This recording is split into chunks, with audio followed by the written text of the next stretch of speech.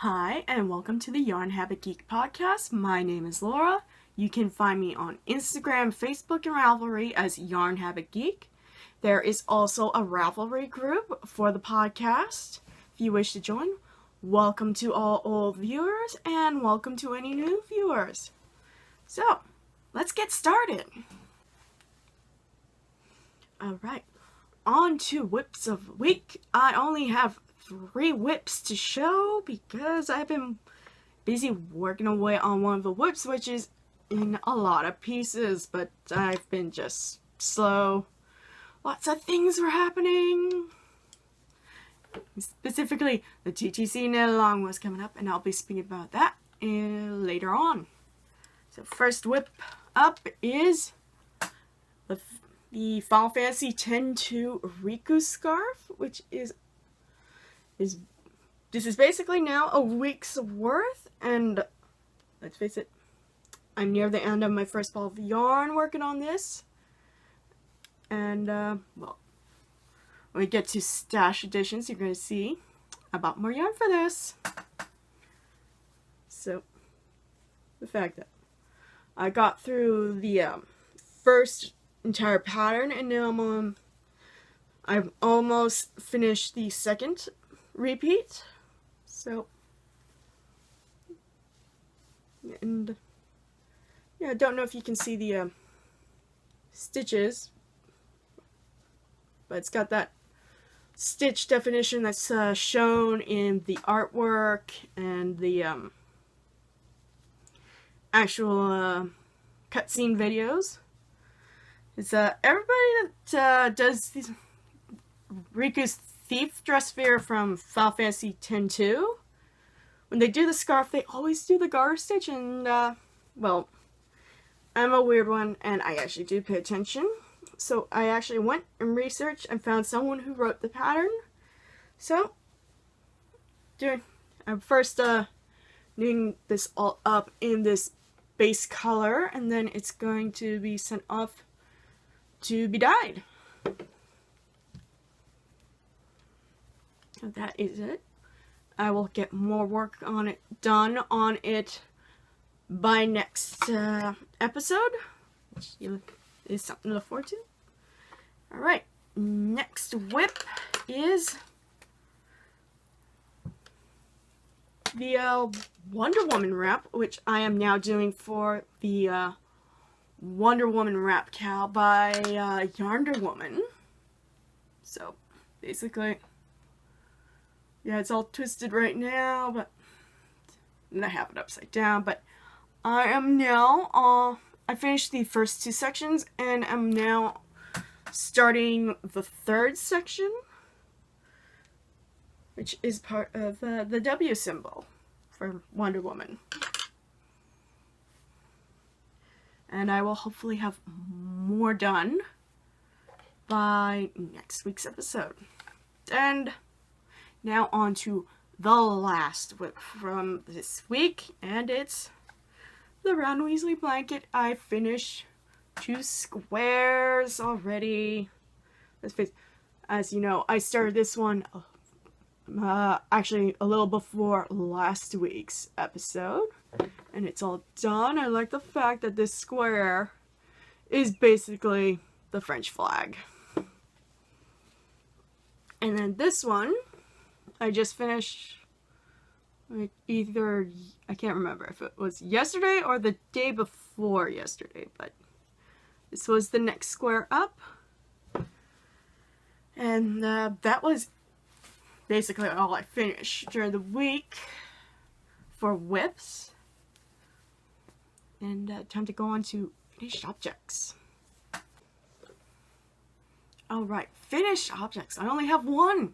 But unfortunately, it is not here because it got delivered actually just this past Friday, and I thankfully did post a picture on both my Instagram and my Facebook account. I will actually be updating my own personal Ravelry page with all my different dolls I've made. So look forward to that if you follow me on Ravelry as well. But let's face it, you can find all my fish pictures on Facebook. But basically, right after I'm done talking, I'll be showing the picture, which is a year 5 Harry Potter, when I basically based it on the scene in which he's teaching all the other students in the room of requirement how to do the Patronus. So, here's the picture.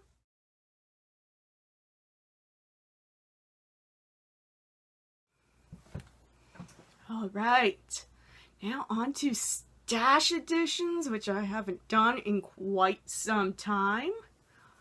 Now with this past Saturday, I was obviously a part of the TTC Knitalong, which I will be talking about in the segment after this, and showing what was in the TTC Knitalong swag bag. But I did get some yarn at some of the stores we went to, and weirdly, I bought something yesterday before I saw Spider-Man Homecoming again, and this week's viewing was awesome. So, first up in the stash editions is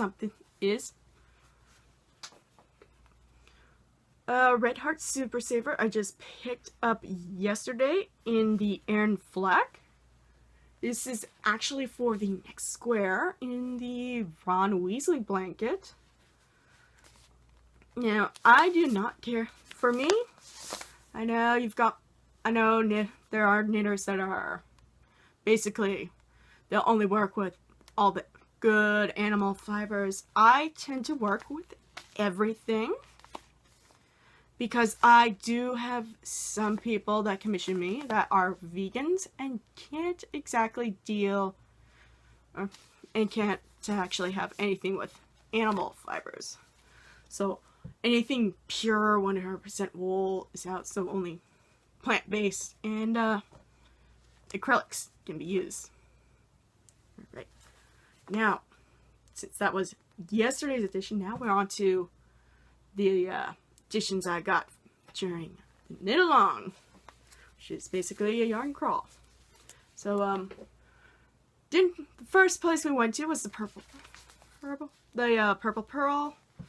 I didn't get anything, but next stop, which is the Yarn Guy, which is technically right near where I live and where I film, I picked up more of the Patton's Classic Wool Bulky in the Iran way for the Riku scarf. So I got 2 more balls. I will probably get more. I just was on a budget this weekend because I was also doing something else this weekend, which I will be talking about later. The next store we went to after Yarn Guy was Creative Yarns, and I picked up this Drops Alpaca Bouquet, which is going to be part of the Ron Weasley blanket. It was actually a nice, decent price, and of course I got a discount because of the Knitalong, and I cannot wait till I get to the row in which this is in. I think it's the 3rd row. I would have to recheck. Let's face it, this is for one of the future squares in the Ron Weasley blanket because it called for a boucle yarn. Now, the color number, let me just look, is 0100. I should have looked up what the name was, but I got the color number for you guys. So, yeah, also, after I bought this at Creative Yarns just for the TTC Knitalong group, who bought yarn there, there was a mystery bag we could grab yarn from, one for one purchaser, and this is what I magically grabbed out of the mystery bag, which is the James C. Brent Baby Twinkle DK in the, well, it says shade, doesn't go by colorway, it goes by shade, and it's BT1. It is so sparkly. I may have something in mind for this, and because I am working on something that requires lots of sparkle. So this might be actually used instead of the one I bought, or I might be doing it double strand with this and another one. The next stop we went on was to Passionate, which I weirdly went back to yesterday as well. And mind you, I picked up something there, but I'm not going to show it because it was for the cat. Oh, speaking of cat, we just had someone pop in. Well, this is they had a $3 bin. Basically, obviously, budget. I went for the bin. I saw this and absolutely fell in love with the color. It's Cedar Super Soft Aran. In the shade number is 881. It's this amazing light mint green, and I know I'm eventually going to use this for either a square in the Ron Weasley blanket or in one of my dolls. So I know this will eventually get used, and it's in the weight I normally work with, which is basically either worsted or ran. And it was just, the color was just perfect. And I also picked, and this is the last thing I actually picked up. I didn't pick up anything from our last stop. And this was also from the $3 bin. It's the Diamond Luxury Collection Merino Bamboo. And the collar number is 8908. Let's face it, I just fell in love with the color. I will most likely use it in... It will definitely get used because I love color, and it is nice and soft. That's it for the yarn editions. Yeah, but basically on Friday, one of the things I ordered actually came in, and it is Charmed Knits. Oh my god. Let's face it, this was basically on my list of knitting books that I want to pick up, and it's got 2 patterns in here that I'm actually going to be making for a Molly Weasley cosplay. So, like, first pattern I'm going to make is that bag, and it's basically going to end up as basically a project bag as well. But when I cosplay, that's going to be for basically putting my stuff in. And the next one I'm going to do is that for my Molly Weasley. Basically, I was actually looking for patterns for this exact one on Ravelry. I did get one on Ravelry, but then I noticed it was all crochet. And I'm that weird one who actually paid attention to the movie and noticed only the sleeves were crocheted. The body of it was actually knit. So I was so happy I got this because it has the proper pattern for it. The body is knit, the sleeves are crocheted. It is amazing. It's got a whole bunch of other stuff I can recreate from the movie. So expect to see some projects from this book. Of course, I have to get through my other projects and my commissions before I can even start on anything else. So that is it for this segment. And let's next segment we're talking about the TTC Knitalong.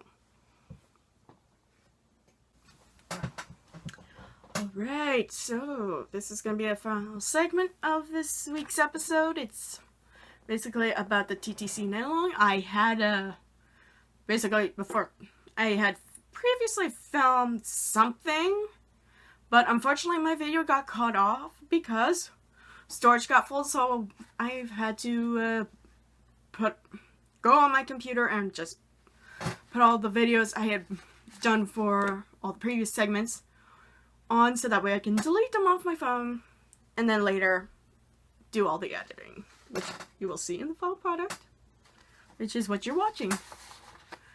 So TTC Knitalong happened this past Saturday. I was also at a different thing, which is what this is from, which I'll talk after I'm done with the TTC Knitalong. But TTC Knitalong was this past Saturday, and we raised $3,000 for sistering.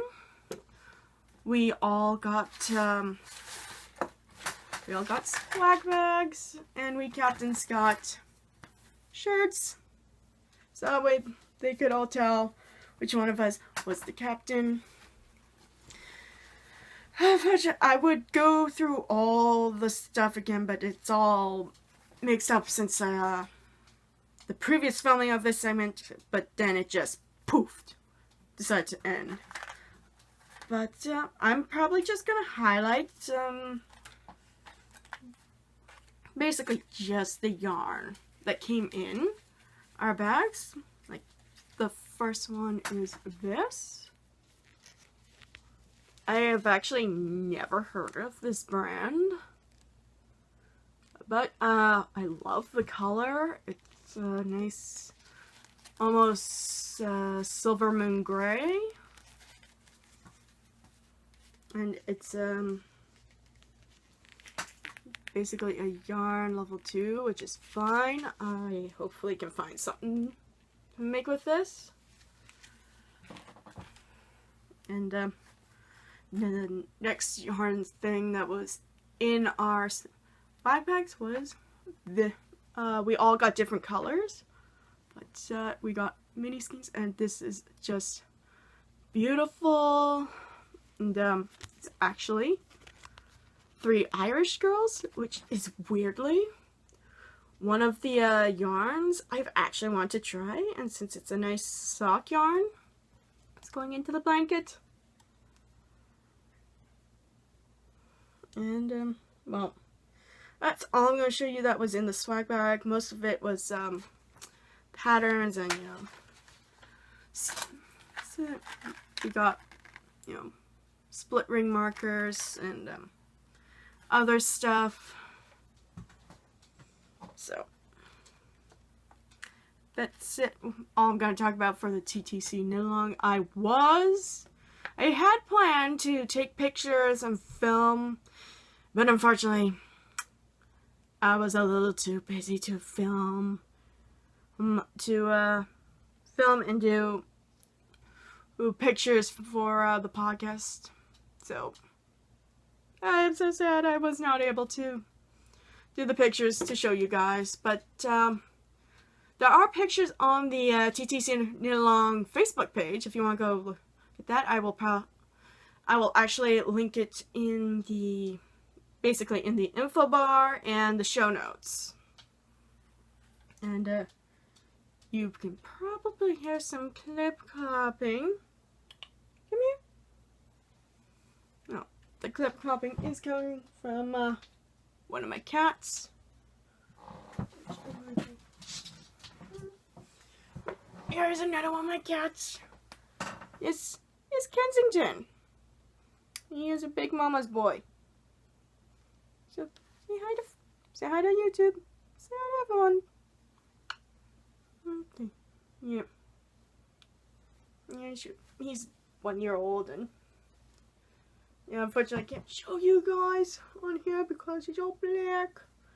And he's a He's about one. Oh, okay. He's a little happy right now. But so we're just going to he's going to be a part of. Apparently, he's now going to be a part of the podcast right now. Oh, okay. There you go. Okay, never mind. He's gone.